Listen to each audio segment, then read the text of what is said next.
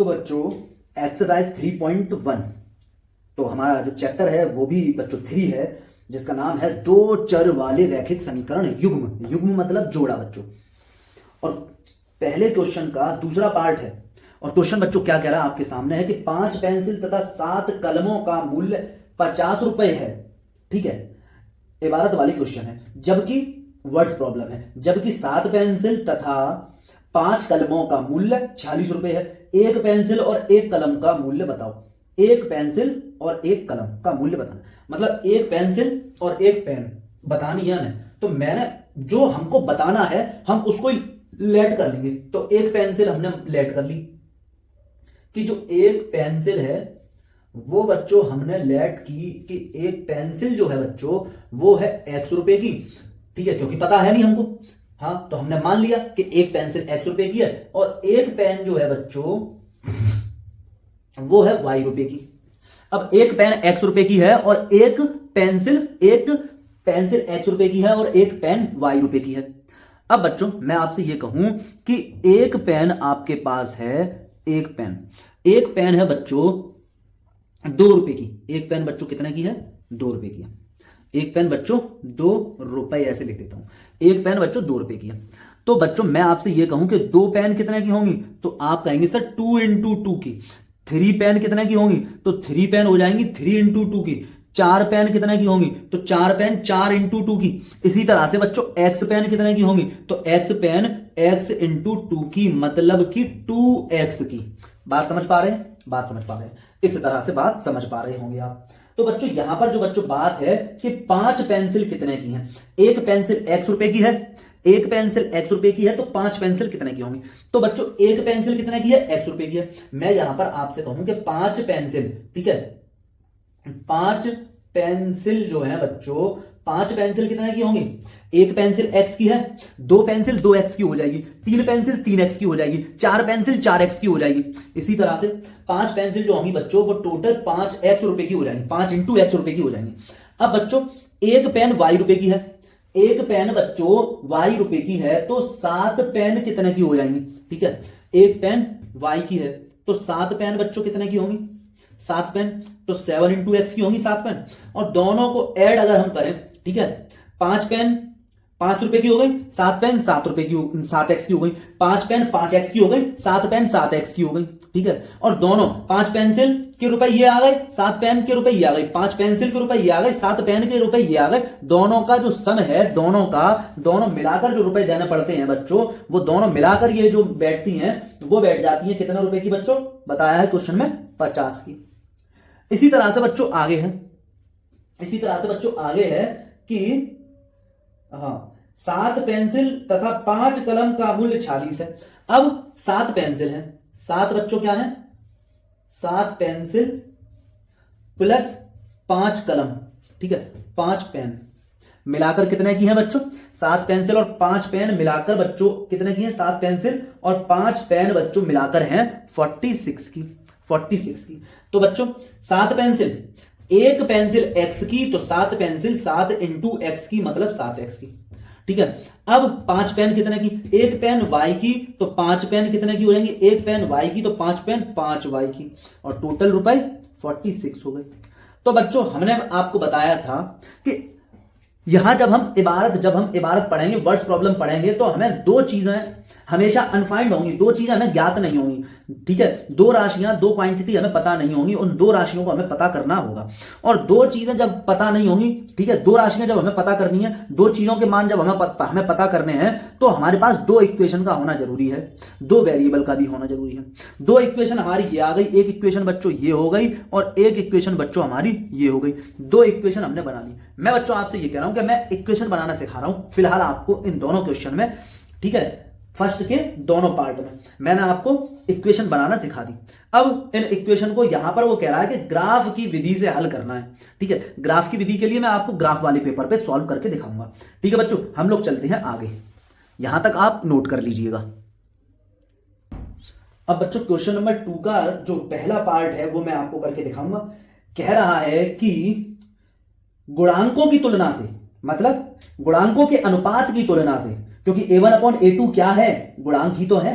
b1 upon b2 क्या है, गुणांक ही तो है। कैसे है गुणांक, जरा देख लेते हैं। जैसे मैंने अपनी कोई एक इक्वेशन ली, ठीक है, एक समीकरण लिया, ठीक है, प्रथम समीकरण मैं कहता हूं, प्रथम समीकरण कोई मेरा पहला समीकरण है, वो है मेरा a1x plus b1y plus c1 बराबर 0। और मेरा जो दूसरा समीकरण है, दो समीकरण है मेरे पास, दूसरा जो समीकरण है मेरा वो है बच्चों a2x plus b2y plus c2 बराबर 0। दूसरा समीकरण बच्चों मेरे पास ये है। तो ये दो समीकरण है। यहां पर बच्चों मैं ये कह रहा हूं कि x का गुणांक क्या है a1, y का गुणांक क्या है b1 और c1 है बच्चों अचर पद। इसी तरीके से यहां पर x का गुणांक a2, y का गुणांक b2 और c2 है बच्चों अचर पद। तो गुणांकों का ही तो हम अनुपात निकाल रहे हैं। गुणांकों का बच्चों अनुपात से हम ये पता करेंगे कि जो दो रेखाएं हैं, क्योंकि ये क्या है, ये जो है बच्चों एक रेखा है, ठीक है, एक रेखा का ही तो समीकरण है और ये भी एक रैखिक समीकरण है, ये भी रैखिक समीकरण है। रैखिक समीकरण का मतलब है बच्चों ये भी रेखा का समीकरण है, ये भी रेखा का समीकरण है। रेखा का समीकरण है तो इससे भी एक रेखा जाएगी, इससे भी एक रेखा जाएगी। तो बच्चों बताना हमको ये है कि क्या इससे और इससे जो रेखा दो जाएंगी, क्या वो एक दूसरे को काटेंगी, या वो एक दूसरे के ऊपर होंगी इस तरह से, या फिर वो बच्चों पैरेलल होंगी इस तरह से, पैरेलल होंगी, समानांतर होंगी इस तरह से, प्रतिच्छेदी होंगी इस तरह से, या एक दूसरे के ऊपर चढ़ी होंगी, संपाती होंगी। ये बच्चों हमें बताना है और हम शॉर्ट तरीके से बताएंगे, ठीक है। ग्राफ ये बनाएंगे नहीं, बिना बनाए ही हम बता देंगे कि ये कैसे हो रहा है, प्रतिच्छेदी है या संपाती है या समानांतर है, ये बच्चों हमको बताना है। तो बच्चों हम अपने क्वेश्चन पर चलते हैं। क्वेश्चन क्या है, क्वेश्चन है बच्चों हमारे सामने, ठीक है। पहला जो क्वेश्चन है वो है 5x माइनस 4y प्लस 8 बराबर 0, एक समीकरण, और दूसरा समीकरण है 7x प्लस 6y माइनस 9 बराबर 0। ये बच्चों हमारा दूसरा समीकरण है।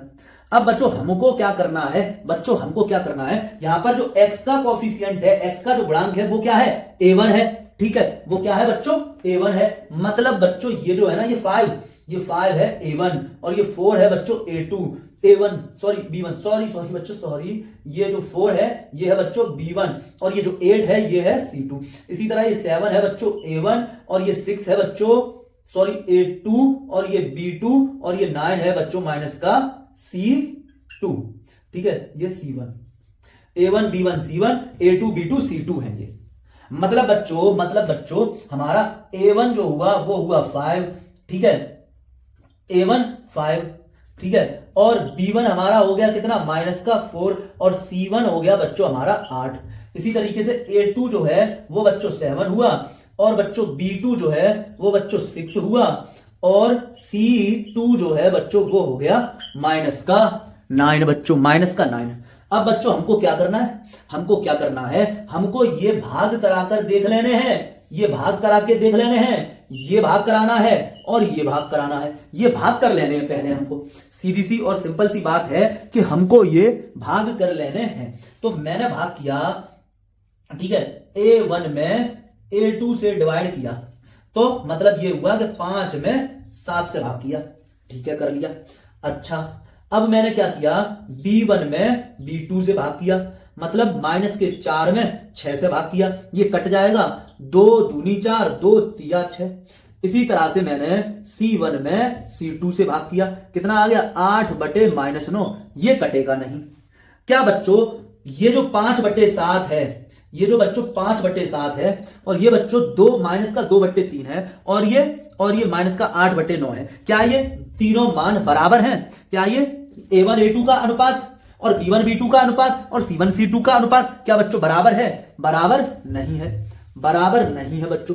बात समझ पा रहे होंगे कि बराबर नहीं है। तो हम पहले ही पहले शुरुआत के ही 2 से एक निर्णय निकाल देंगे। क्या निर्णय निकालेंगे? कि हम ये समझ गए कि a1/a2 जो है वो बराबर नहीं है b1/b2 के, और ऐसा अगर नहीं है तो बच्चों हम कह देंगे कि ये जो लाइन है वो इंटरसेक्ट होंगी और इनका एक हल होगा। क्या हम कह देंगे यहां पर कि ये जो लाइन है वो प्रतिच्छेदी रेखाएं हैं। कैसी है बच्चों? प्रतिच्छेदी रेखाएं हैं। तो हम ये कहेंगे कि ये दोनों कैसी रेखाएं हैं? तो हम कहेंगे अतः प्रतिच्छेदी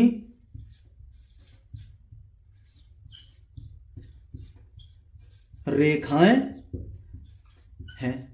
और यही हमसे पूछ रहा है कि प्रतिच्छेदी रेखाएं हैं ये बताओ, समांतर हैं ये बताओ, संपाती हैं ये बताओ। तो हमने बता दिया यहां पर कि ये तो हो गई बच्चे प्रतिच्छेदी रेखाएं। अब दूसरे सवाल की तरफ चलते हैं, इसी का जो सेकंड पार्ट है। अब हमारे पास बच्चों ये क्या है, दो चर वाले रैखिक समीकरण युग्म है। युग्म हम क्यों कह रहे हैं, बात आप समझ पा रहे होंगे कि हम युग्म इसको क्यों कह रहे हैं। क्योंकि बच्चों दो रैखिक समीकरण हैं, दो चर वाले दो रैखिक समीकरण हैं। और बच्चों अब मैं आपको बता रहा हूं, जैसे कि यहां पर a1x plus b1y plus c1, x का जो गुणांक है वो a1 है, y का जो गुणांक है वो b1 है और अचर पद c1 है। इसी तरीके से जो x का गुणांक है वो 9 है, y का गुणांक 3 है और अचर पद है वो 12 है। तो x के गुणांक को a1 कहा जा रहा है, मतलब ये जो 9 है ये तो है बच्चे a1, और ये जो बच्चे y का गुणांक है ये हो गया b1, और ये जो अचर पद है ये हो गया c1। ये बात आपकी समझ आई बच्चों, आई, ठीक है। अब इसी तरीके से यहां पर x का गुणांक बच्चों a2, फिर यहां पर y का गुणांक बच्चों b2 है ये, और ये बच्चों है c2। बात समझ पाई। अब बच्चों हम क्या करना है, हमको क्या करना है, इसके गुणांकों का हमको करना क्या है, हमको करना ये है कि a1, अभी हम लिख लेंगे सीधा a1 बराबर जो है बच्चों वो 9 है, कॉमा b1 बराबर बच्चों 3 है, कॉमा c1 बराबर बच्चों 12 है, ठीक है, ओके। इसके बाद a2 बराबर बच्चों 18 है, और b2 बराबर बच्चों 6 है, और c2 बराबर बच्चों 24 है। अब बच्चों हम क्या करेंगे, अब हम भाग कराएंगे किसमें किसका, a1 में भाग करा दो a2 का, करा दो, ठीक है, मतलब 9 में भाग करा दो 18 का, ठीक है। अब काट लो, ये कट रहा है तो इसको काट लो, तो बच्चों 9 एकम 9 और 9 दूनी 18, ठीक है, कॉमा लगा दो। इसी तरीके से b1 में भाग करा दो b2 का, तो बच्चों 3/6 हुआ, इसका मतलब 3 एकम 3, 3 दूनी 6। इसी तरह से c1 में भाग करा दो c2 का, तो बच्चों क्या हो जाएगा ये, इसी तरह से c1 में भाग कराएंगे जब हम c2 का, तो बच्चों 12 में भाग कराएंगे मतलब 24 का, तो 12 एकम 12 और 12 दूनी 24 बच्चों। तो बच्चों यहां पर आप देख रहे हैं कि a1/a2 कितना है 1/2, कॉमा b1/b2 कितना है 1/2, कॉमा c1/c2 कितना है 1/2। मतलब a1/a2 और b1/b2 और c1/c2 बच्चों बराबर है a1/a2, ठीक है। तो यहां पर जो a1 का a2 के साथ जो अनुपात है, और b1 का b2 के साथ जो अनुपात है, और c1 का c2 के साथ जो अनुपात है बच्चों वो बराबर आ गया। और बच्चों जब ये बराबर आ जाएगा तो हम क्या कह देते हैं कि रेखाएं कैसी हैं, रेखाएं। अब ये कंडीशन देखकर हमें ये बताना है कि रेखा प्रतिच्छेदी है, कि रेखा एक दूसरे के ऊपर चढ़ी हुई है, या फिर रेखा समानांतर है, इतनी ही बात देख के तो हम बताते हैं, ये चीज देखकर ही हम बच्चों बताते हैं। तो बच्चों कंडीशन हमारी कैसी आई, ये आ गई कि a1/a2 बराबर b1/b2 बराबर c1/c2, ये कंडीशन आ गई, ठीक है। क्योंकि ये भी 1/2 आ गया, ये भी 1/2 आ गया, ये भी 1/2 आ गया, तो बच्चों अब हम कह देंगे कि रेखाएं यहां पर कैसी हैं बच्चों, संपाती हैं, ये एक के ऊपर एक चढ़ जाएंगी, रेखाएं संपाती हैं, एक के ऊपर एक चढ़ जाएंगी, इस तरह से, ठीक है बच्चों। अब देखते हैं अगला वाला, इसे नोट कर लीजिएगा। अब बच्चों हम यहां करेंगे, ठीक है, तो हम क्या करेंगे, इस x के गुणांक में इस x, मतलब हम इसका भाग यहां कर देंगे, ठीक है। मतलब हमने क्या किया, 6 में भाग कर दिया 2 का, तो 6 में भाग करेंगे 2 का, तो क्या आ जाएगा 2 तिया 6, मतलब बच्चों क्या आ गया हमारा 3/1, ये आ गया। हम ये कह सकते हैं कि 3/1 आ गया। अब बच्चों हम क्या करेंगे, यहां पर आगे चलेंगे तो हम -3 में -3 में यहां पर 1 है, -1 का भाग कराएंगे, तो हम -3 में भाग कराएंगे -1 का, माइनस से माइनस कैंसिल हुआ, तो बच्चों आ गया हमारे पास 3/1। इसी तरह से बच्चों अब हम क्या करेंगे कि 10 में भाग कराएंगे 9 का, तो बच्चों क्या रहेगा 10/9 ही रहेगा।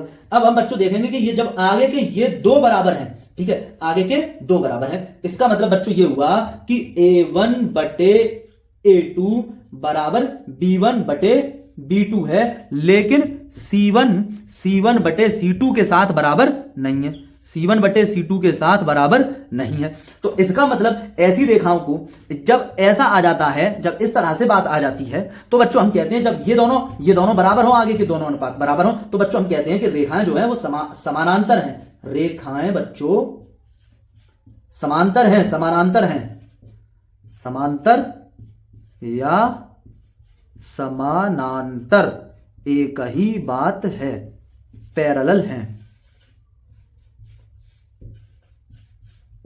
पैरेलल है बच्चों।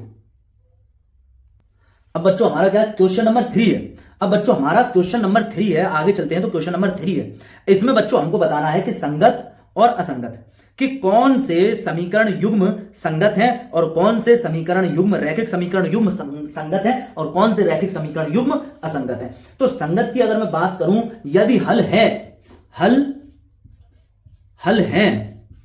है तो बच्चों संगत, अगर हल हो तो बच्चों संगत, चाहे बच्चों हल एक हो, एक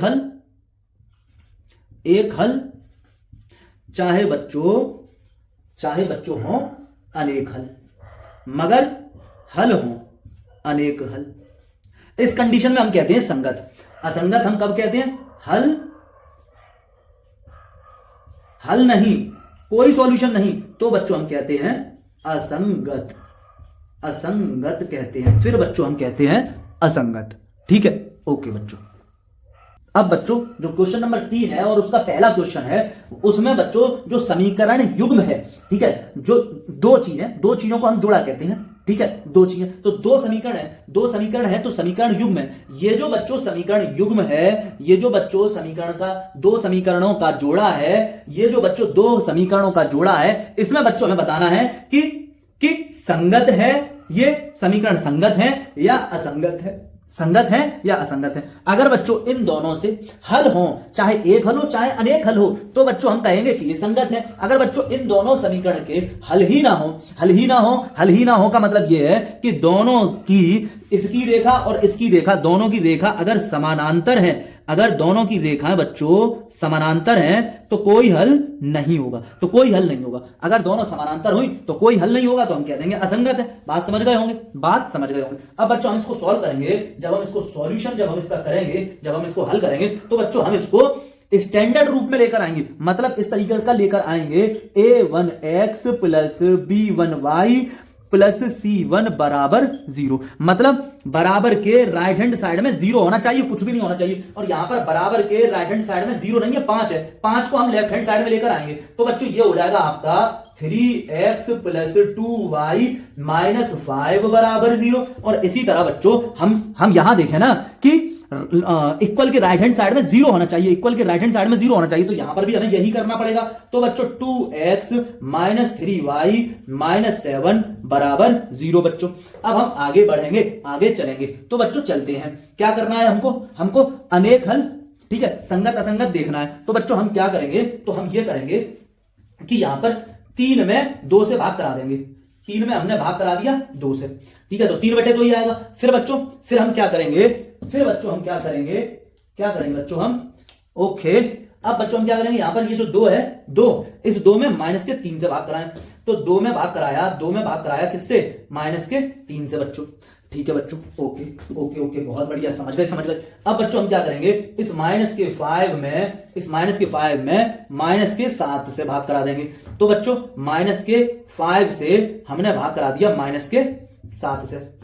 ठीक है, अब बच्चों बताओ क्या ये तीनों चीजें बराबर हैं? माइनस से माइनस कैंसिल हो जाएगा, तो प्लस का 5/7 ये आया, माइनस का 2/3 ये आया और प्लस का 3/2 ये आया। मतलब बच्चों ये तीनों के तीनों जो आपस में हैं, वो कोई भी आपस में 2 बराबर नहीं है, कोई भी बराबर है ही नहीं बच्चों, कोई भी बराबर नहीं है। तो बच्चों अब क्या कहोगे, हमने मेनली तो ये आगे के दोनों देख रहे हैं, ठीक है। जब आगे के ये दोनों बराबर नहीं है बच्चों, तो हम कहेंगे कि एक हल होता है। तो जब हम ये आगे के दोनों बराबर नहीं है, तो हम बच्चों क्या कहते हैं कि एक हल होता है। क्या कहते हैं बच्चों? एक हल होता है। एक हल हो या अनेक हल हो, तो हम कहते हैं संगत है। तो हम बताओ बच्चों यहां पर क्या कहेंगे, हम संगत बताएंगे यहां पर, ठीक है बच्चों।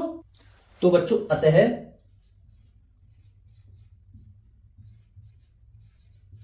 समीकरण युग्म संगत है। ओके बच्चों, नेक्स्ट देखते हैं। तो बच्चों अब हमारा इसी क्वेश्चन का दूसरा पार्ट है और ये बच्चों समीकरण युग्म है, 2 समीकरण है, समीकरण युग्म है, 2 समीकरण है। तो अब बच्चों हमको इसका क्या करना है, इसको सॉल्व करना है, सॉल्यूशन करना है, ठीक है। तो बच्चों हम जानते हैं कि जो लीनियर इक्वेशन की जो शक्ल है, जो बच्चों रैखिक समीकरण की जो शक्ल है, वो ऐसी है a1x plus b1y plus c1 बराबर 0।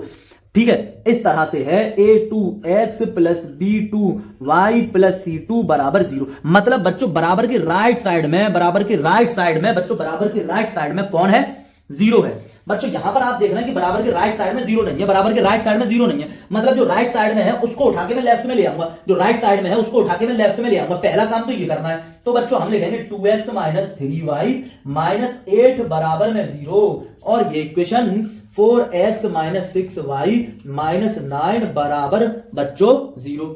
अब बच्चों हम क्या करेंगे, हम देख रहे हैं कि बच्चों यहां पर a1 बराबर 2 हुआ, और b1 बराबर -3 हुआ, और c1 बराबर -8 हुआ।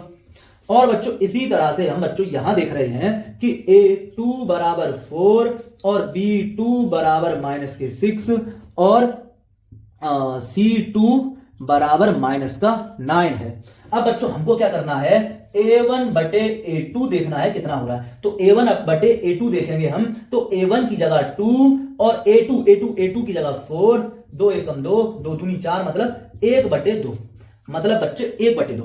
a1 बटे a2 कितना आ गया? 1 बटे 2 आ गया। अब बच्चों हम b1 बटे b2 भी देखेंगे। तो बच्चों b1 है -3, और बच्चों b2 कितना है? b2 है बच्चों -6। माइनस से माइनस मारा, 3 एकम 3, 3 दूनी 6, बच्चों ये भी आ गया 1/2।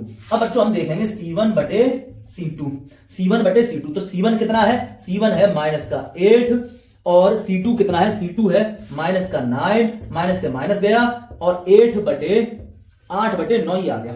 हम देख रहे हैं कि a1 बटे a2 और b1 बटे b2 दोनों ही 1 बटे 2 हैं। मतलब बच्चों क्या हुआ? मतलब ये हुआ कि a1 बटे a2 जो है वो बराबर है b1 बटे b2 के, लेकिन बराबर कौन नहीं है? c1 बटे c2 के। ये दोनों ही बराबर नहीं है, c1 बटे c2 के बराबर नहीं है बच्चों। तो ये दोनों बराबर हो और लास्ट वाला बराबर नहीं हो बच्चों, तो ये समानांतर रेखाएं होती हैं। ये दोनों रेखाएं फिर कैसी होती हैं? समानांतर रेखाएं होती हैं। ठीक है, हाँ, जो ऐसी रेखाएं जो कभी मिलती नहीं है, तो बच्चों हमारा हो जाएगा असंगत। तो बच्चों हमारा हो जाएगा असंगत। तो बच्चों इसका मतलब क्या होता है? इसका मतलब होता है कि कोई भी हल नहीं है, कोई भी हल नहीं है, कोई भी हल नहीं है। या हम कह सकते हैं कि दोनों रेखाएं समानांतर हैं। तो जब कोई हल ना हो या समानांतर रेखाएं हो, तो हम कहते हैं कि जो दो चर वाला रैखिक समीकरण युग्म है बच्चों, वो असंगत है। ठीक है, यहां पर हम बताएंगे कि रेखाएं जो हैं वो कैसी हैं? रेखाएं बच्चे, रेखाएं असंगत हैं, रेखाएं असंगत हैं। अब बच्चों ये दो समीकरण युग्म है हमारे पास, ये दो समीकरण है, रैखिक समीकरण है दो। दो का मतलब दो युग्म ही होते हैं, दो का मतलब युग्म। ठीक है, दो का मतलब जोड़ा, दो का मतलब पेयर। ठीक है, अब बच्चों हमें वही काम करना है जो अब तक हमने दो सवालों में किया था। ठीक है, लेकिन बच्चों एक बच्चों में एक बहुत छोटी सी और बेसिक बात आपको बताऊंगा, भिन्नों में, भिन्न फ्रैक्शन उसके अंदर बच्चों। जैसे बच्चों की आपके सामने एक भिन्न बच्चों कि a बटे b एक भिन्न है ये, इस भिन्न में भाग करेंगे हम बटे में, पूरे के बटे में। ठीक है, c बटे d। तो बच्चों यहां पर इसको हम कैसे सॉल्व करते हैं, कैसे इसको हल करते हैं इस तरह की भिन्न को?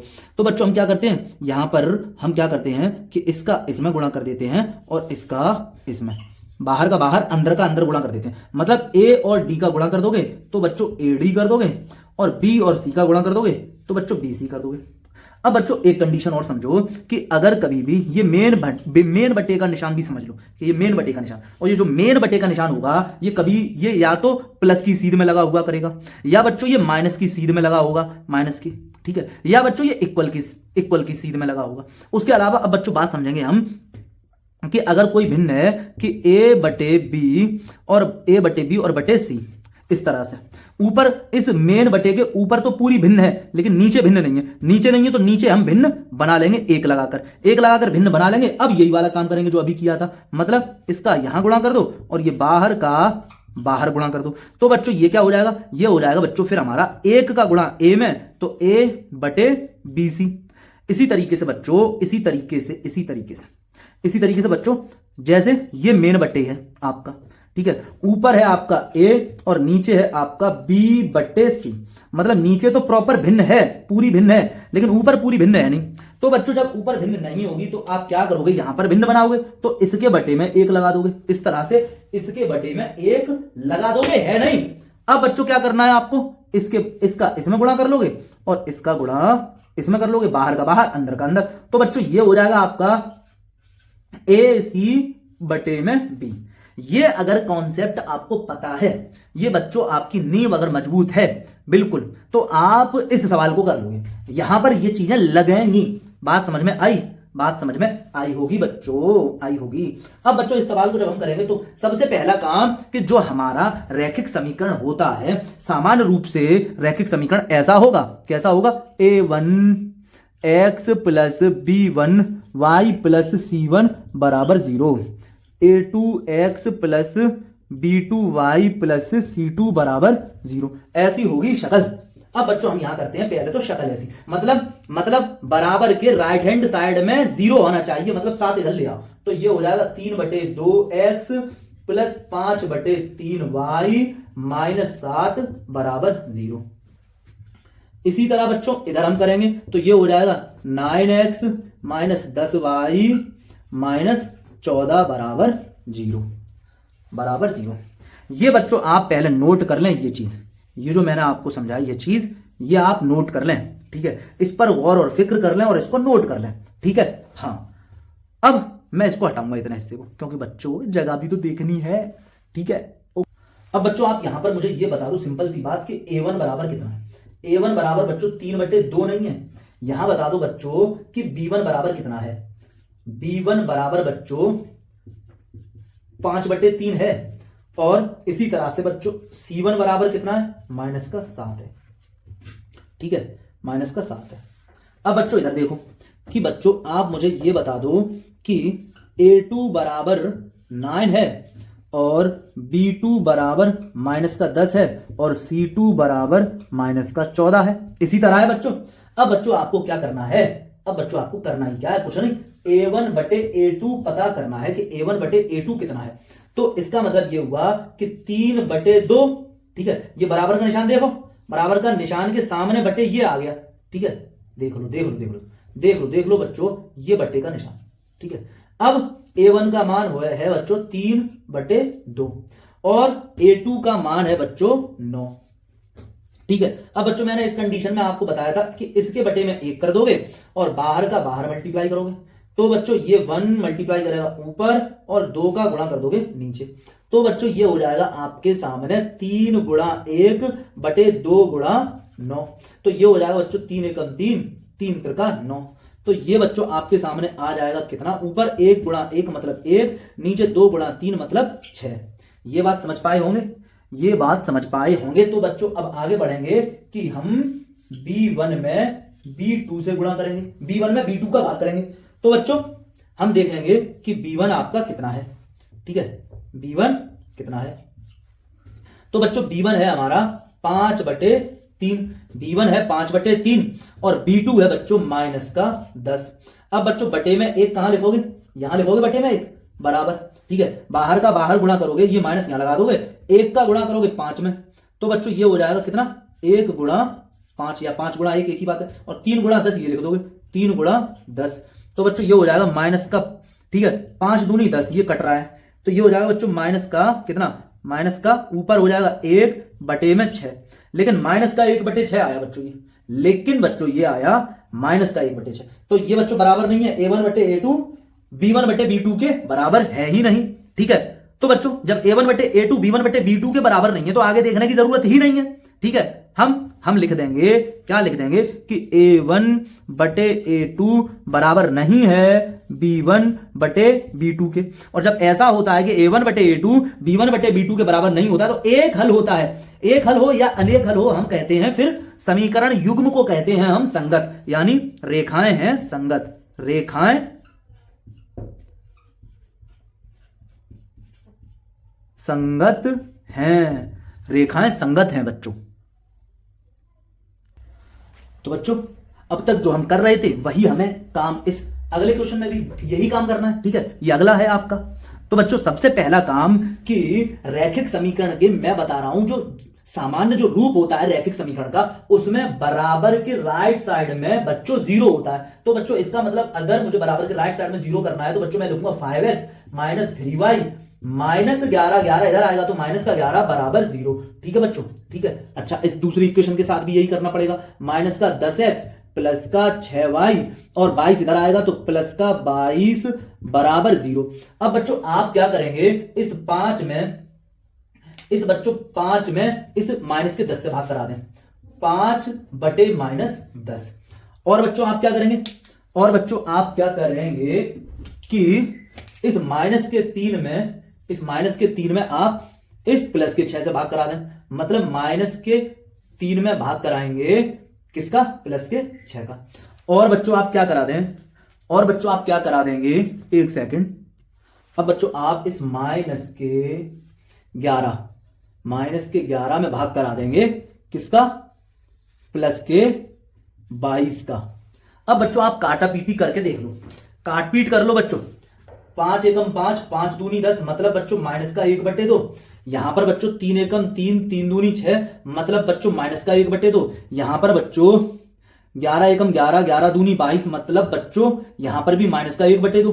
तो ये तीनों के तीनों बराबर आ गए, तीनों ही बराबर आ गए। और जब तीनों ही बराबर हो जाते हैं तो बच्चों क्या होता है, कोई हल ही नहीं होता, कोई हल नहीं होता। मतलब बच्चों क्या हुआ कि a1 बटे a2 बराबर b1 बटे b2 बराबर c1 बटे c2। जब बच्चों ये आ जाता है तो कोई हल ही नहीं होता है, हल ही नहीं है, कोई हल ही नहीं है। तो हम कहेंगे कि रेखाएं असंगत, रेखाएं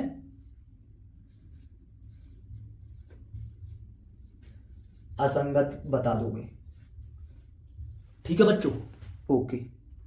तो अब बच्चों हमको क्या करना है, वही काम करना है कि a1 बटे a2 करना है। तो a1 बच्चों कितना है, a1 है 4 बटे 3, और पूरे के बटे में a1 हो गया, ये a1 हो गया, ये जो 4 बटे 3 है a1 हो गया, और ये a2 हो गया। भाग करना है 2 से। तो बच्चों ये जब भाग करोगे तो मैंने आपको बताया था कि यहां तो ये तो प्रॉपर भिन्न हो गई, ठीक है, ऊपर 4 बटे 3, लेकिन ये भिन्न नहीं हो पाई तो इसके बटे में 1 कर दोगे। अब क्या करोगे, बाहर का गुणा इधर और इसका गुणा कर दोगे इधर। तो बच्चों ऊपर जाकर 4 एकम 4, 1 का 4 में गुणा 4 और नीचे 3 दूनी 6 हो जाएगा बच्चों।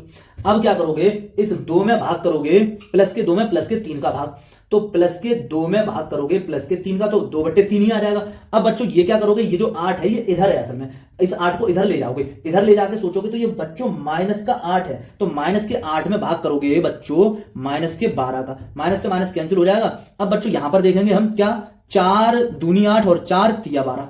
यहां बच्चों इसको और काटोगे तो 2 दूनी 4 और 2 तिया 6, मतलब बच्चों a1, ये क्या है बच्चों, ये है a1 बटे a2, ये है बच्चों b1 बटे b2, और ये है बच्चों c1 बटे c2। तो बच्चों a1 बटे a2 कितना है, 2 बटे 3, b1 बटे b2 कितना है, 2 बटे 3, और c1 बटे c2 कितना है, वो भी है 2 बटे 3। मतलब ये हुआ कि बच्चों a1 बटे a2 बराबर आया b1 बटे b2 के, और बराबर हो गया c1 बटे c2 के। जब बराबर हो गए तीनों तो बच्चों क्या हो जाएंगे, समानांतर रेखाएं हो जाएंगी। मतलब बच्चों हल ही नहीं है कोई, और जब हल ही नहीं होता है कोई तो हम कहते हैं रेखाएं हैं कैसी, रेखाएं हैं बच्चों असंगत, असंगत है रेखाएं, कैसी हैं, असंगत। रेखाएं हो गई बच्चों असंगत। ठीक है, ओके।